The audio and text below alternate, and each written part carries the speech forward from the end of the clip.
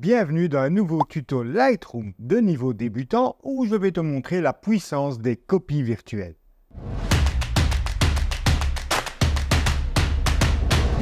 Alors même si tu n'es plus débutant, je t'invite à rester jusqu'à la fin parce que je vais te montrer comment les copies virtuelles peuvent t'aider à améliorer tes développements. Lorsque tu veux tester différents types de développement de ta photo, bien sûr tu peux faire des réglages, comme par exemple ici sur cette photo prise à Panonoise, je modifie la teinte en la rendant plus jaune. Et si je veux voir comment c'était avant, eh bien je peux accéder ici dans le panneau de gauche à l'historique et revenir comme ceci d'une étape en arrière. Le souci, c'est qu'à un moment, ton historique peut devenir rapidement encombré puisqu'il enregistre chaque étape du développement que tu fais, parce qu'il enregistre chaque étape que tu passes dans le module bibliothèque, que tu affiches ou désactives la visibilité d'un masque. Enfin bref, il enregistre tout. Et donc, il peut rapidement se trouver encombré et du coup, c'est difficile pour toi de retrouver à quelle étape tu étais. Pour pallier ce problème, il existe les instantanés.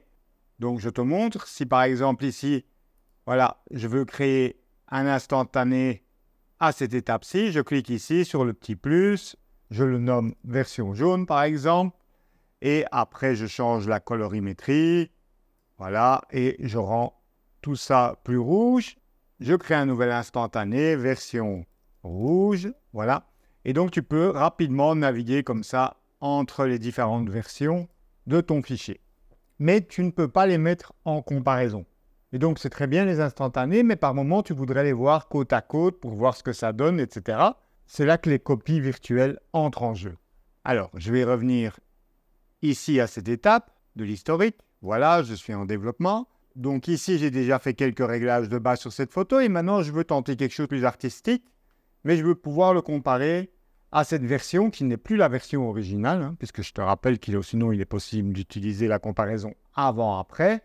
Eh bien, tu vas donc créer ce qu'on appelle une copie virtuelle, c'est-à-dire il n'y a pas vraiment de fichier qui est dupliqué sur ton disque dur, donc ce n'est pas comme une copie physique du fichier, c'est pour ça qu'elle s'appelle virtuelle, c'est juste qu'une copie des nouveaux réglages est copiée dans le catalogue.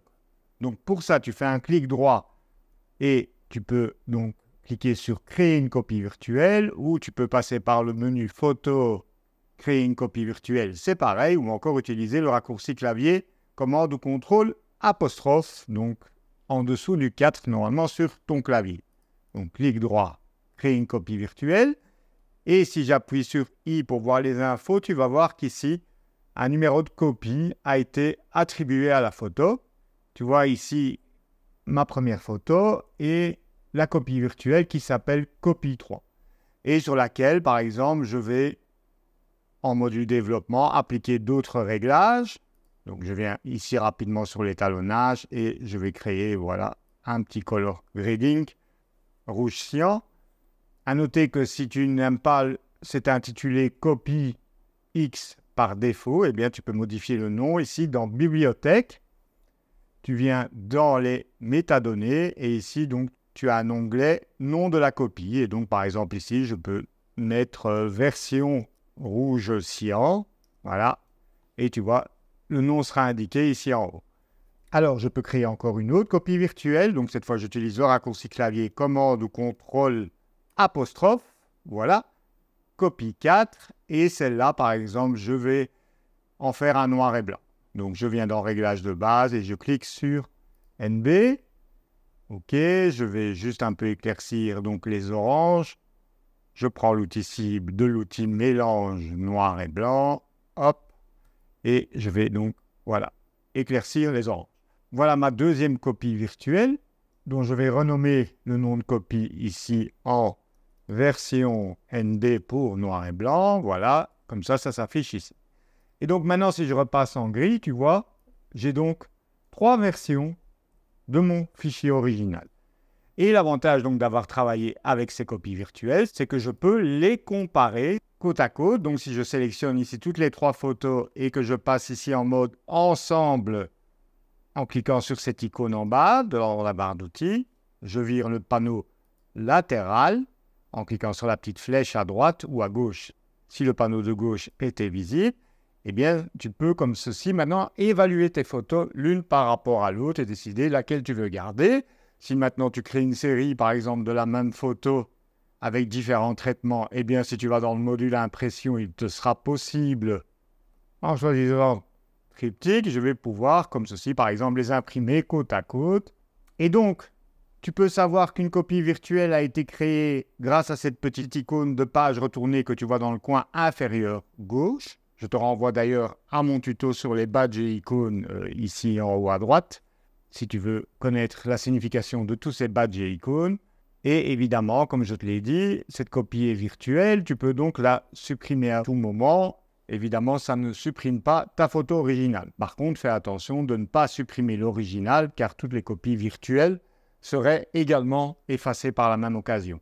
Alors, si par exemple, après tes différents essais de post-traitement, tu décides de ne conserver que celle-là, qui est une copie, tu veux en fait que c'est elle qui devienne la photo de base, eh bien à ce moment-là, tu vas aller dans Photo.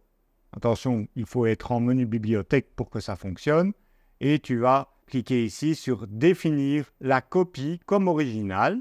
L'original ne va pas être remplacé, mais tu vois qu'elle n'a plus l'icône de copie virtuelle alors que les autres, oui. Et donc là, évidemment, si je veux, je peux supprimer celle qui était l'original avant. Voilà, tu vois, ma copie virtuelle devenue ma photo principale n'a pas disparu. Donc le gros avantage, tu l'as compris, de ces copies virtuelles, c'est qu'elles ne pèsent rien. Ce sont juste quelques kilooctets de lignes de texte qui sont écrites dans le catalogue. Tu peux en créer autant que tu veux, mais je te conseille de les utiliser que lorsque tu veux vraiment comparer des traitements côte à côte. Alors, dans cette optique de comparaison, je vais te montrer par exemple en quoi ça peut t'aider à améliorer tes développements. Donc, sur cette photo ici de Vernazza au Cinque Terre, imaginons que je veuille saturer un peu plus le village. Pour ça, je vais rapidement créer une sélection. Alors ici, ce n'est pas un tuto de développement, donc je ne vais pas rentrer trop dans les détails de ce que je fais. Donc, je vais simplement faire une sélection de ciel que je vais inverser. Voilà, mon ciel est sélectionné. Clique droit sur les trois petits points. Inverser masque 2. Et je vais soustraire l'avant-plan avec un dégradé pour pouvoir isoler le village. Parce que la sélection de sujet ne fonctionne pas. J'ai essayé avant. Voilà, hop. Et je vérifie. Voilà, pour n'impacter que le village. OK. Donc ça, c'est mon fichier de base. Alors, j'augmente un peu les blancs pour donner un peu plus de peps. Et là, j'hésite au niveau de la saturation. Je booste un peu l'expo, mais là, je me dis, est-ce que ça ne fait pas un peu trop HDR, un peu trop clair, etc. Donc là, si on observe l'effet du masque, voilà, avant, après. Eh bien, ça va être ton réglage, on va dire, de base. Et tu vas créer deux copies virtuelles. Donc, clique droit sur la photo, créer une copie virtuelle, et tu vas utiliser sur cette copie virtuelle, donc j'appuie sur I, voilà, copie 1, tu vas revenir sur ton réglage, et tu vas utiliser le curseur quantité. Donc pour ici, que ce soit plus visible dans la vidéo, je vais augmenter de 50, bien que ici ça ne convient pas, mais c'est juste pour que tu visualises bien.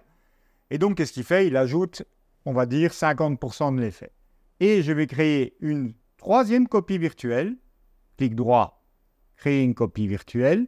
Voilà, on se retrouve donc sur copie 2. Et sur celle-là, je vais venir sur le même réglage. Et cette fois, je vais soustraire 50 à la base qui était de 100. Donc, on se retrouve avec 50. Voilà. Et donc, tu vas te retrouver avec trois versions du même fichier. Alors, je vais les réorganiser. Et à ce stade-là, ce que je te conseille de faire, c'est de laisser tes fichiers comme ça et de revenir une heure ou le lendemain, revoir les trois versions et tu les mets en comparaison. Donc, quand tu en as trois, eh bien, tu appuies sur N ou tu cliques sur l'icône Ensemble, ici en bas, pour les voir côte à côte. Voilà. Et si tu veux les voir côte à côte, deux par deux, eh bien, il te suffit de cliquer ici sur l'icône XY qui permet donc de comparer deux photos côte à côte. Voilà l'original. Ici, la version avec un peu plus de saturation. Et ici, la version avec moins de saturation. Et si tu veux voir les trois ensemble, tu cliques sur l'icône ici ensemble. Tu peux, en appuyant d'ailleurs sur L au passage, éteindre la lumière. Tu peux appuyer une deuxième fois pour rendre l'arrière-plan encore plus sombre. Et ça te permet, comme ceci, de mieux évaluer si tu as été trop loin ou pas dans les réglages. Donc ici, je l'ai appliqué à la saturation et à l'exposition, mais tu pourrais le faire en utilisant d'autres réglages sur lesquels tu hésites. Parce qu'à un moment, en post-traitement, on se dit, tiens, est-ce que c'est pas un peu trop jaune, un peu trop bleu, etc. Eh bien, utilise une valeur plus élevée, par exemple, de 50% de ce que tu penses correct, la valeur normale, et une valeur 50% moins poussée que ce que tu penses correct. Et puis, quelques heures plus tard ou le lendemain, reviens voir et compare, grâce aux copies virtuelles, les trois versions et décide laquelle est finalement la plus appropriée. Parce que quand tu reviens avec un regard neuf sur tes photos, eh bien, il y a des choses qui vont te sauter directement aux yeux. Alors, les copies virtuelles peuvent être exportées comme tout fichier normal dans Lightroom. Elles peuvent être envoyées vers d'autres logiciels comme Photoshop, etc. sans aucun problème. Voilà, dis-moi en commentaire si toi aussi tu utilises les copies virtuelles ou si maintenant tu envisages de le faire. En tout cas, moi je trouve que c'est un outil très intéressant pour évaluer différentes versions de sa photo côte à côte parce que c'est plus facile de comparer les photos l'une par rapport à l'autre que de naviguer dans l'historique pour voir un avant-après. Le mode comparaison est vraiment très utile pour justement mieux évaluer ces photos. Si cette vidéo t'a été utile, eh bien, tu sais ce qu'il te reste à faire, un petit pouce en l'air pour me motiver. Je te remercie d'avoir regardé cette vidéo et je te retrouve très bientôt pour de nouveaux tutos Lightroom, Photoshop et photographie. Ciao, ciao!